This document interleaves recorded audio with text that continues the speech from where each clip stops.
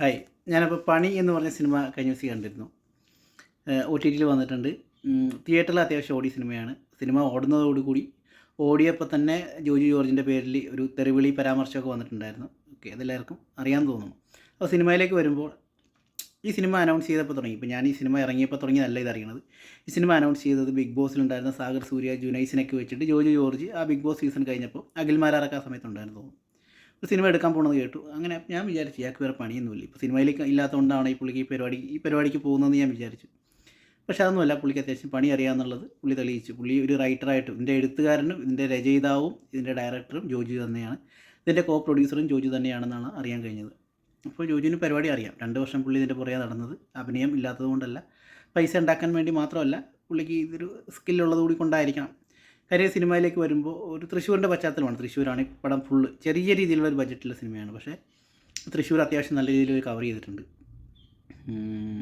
ഒരു റൈറ്റർക്ക് വേണ്ട ഒരു പെർഫെക്ഷൻ ഈ സിനിമയ്ക്കകത്ത് സ്ക്രിപ്റ്റിലില്ല, പക്ഷേ അതിൻ്റെ മേക്കിംഗ് കൊണ്ട് അതിനെ അവർ കോമ്പറ്റേറ്റ് ചെയ്തിട്ടുണ്ട്. ആ റൈറ്റിങ്ങിൻ്റെതായിട്ട് പോരായ്മകൾ മേക്കിംഗ് കൊണ്ട് റെഡിയാക്കിയിട്ടുണ്ട്. പിന്നെ ആക്ടിങ് ബേസിൽ സാഗർ സൂര്യ, ജുനൈസ് സൂപ്പറുമായിട്ടുണ്ട്. നമ്മൾ ഒരിക്കലും വിചാരിക്കാത്ത ഒരു തരിയിൽ നിന്നാണ് ഈ പടം അവർ ഡെവലപ്പ് ചെയ്ത് വെച്ചിരിക്കുന്നത്. ഒരിക്കലും വിചാരിച്ചിട്ടില്ല. അത് അത്തരം രീതിക്ക് ഒരു ചെറിയ ക്യാരക്ടറിനെ വരെ എത്രത്തോളം ഹൈ ആയിട്ട് കൊണ്ടുപോകാമെന്നുള്ളതിൻ്റെ ഏറ്റവും വലിയ എക്സാമ്പിളും കൂടി ഇവർ അറിയാണ്ട് ഇവർ കാണിച്ചിട്ടുണ്ട്. എന്തായാലും അത് സാഗറിൻ്റെ ജുനൈസിൻ്റെ ക്യാരക്ടർ ശരിക്കും 2 ചെറിയ ചെക്കന്മാരാണ്, പക്ഷേ ആ ക്യാരക്ടറിനെ ഒരു ബിൽഡ് ചെയ്തിരിക്കുന്ന രീതി, അതിന് കൊടുത്തിരിക്കുന്ന ഹൈപ്പും അതിൻ്റെ ഒരു ഇംപ്ലിമെൻറ്റേഷൻ ഭയങ്കരമായിപ്പോയി. അത് ശരിക്കും പേടിച്ചു പോകുന്നൊരു ഇംപ്ലിമെൻറ്റേഷൻ തന്നെയാണ്.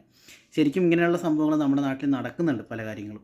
അതിൻ്റെ ഒരു സിനിമാറ്റിക് വെർഷനാണ് ശരിക്കും ഈ സിനിമ ഉദ്ദേശിച്ചിരിക്കണമെന്ന് എനിക്ക് തോന്നുന്നു.